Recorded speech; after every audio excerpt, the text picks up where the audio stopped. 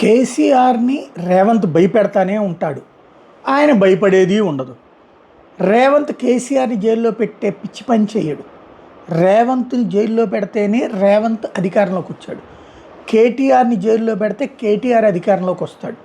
కేసీఆర్ని జైల్లో పెడితే కేసీఆర్ అధికారంలోకి వస్తాడు. ఇంకోసారి వస్తే ఇటు పక్కన సినిమా కనబడదు. కాబట్టి నువ్వు కొట్టినట్టు నేను తిట్టినట్టు, నువ్వు పెట్టినట్టు నేను తిన్నట్టు, ఇదే నడిచేది. మాటలు అంటారా? కేసీఆర్ నా కొడక అంటే ఈయన లంకొడక అని మాట్లాడగలిగినటువంటి ఇద్దరు మాటల్లో తిరుగులేదు. అవి మాటలు అనే కంటే కూడా బూతులకు ఇచ్చినటువంటి ఒక గౌరవం అన్నమాట. బూతుని గౌరవం కిందన ప్రజలకి చెప్పేటటువంటి ఒక తెలివైనటువంటి పని.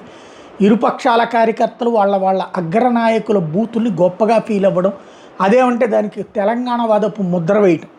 తెలంగాణ వాళ్ళందరూ బూతులు మాట్లాడతారా? ఎంతమంది మాట్లాడట్లేదు, ఎంతమందిని చూడట్లేదు. జైపాల్ రెడ్డి గారు ఎప్పుడైనా బూతులు మాట్లాడడం చూసాం?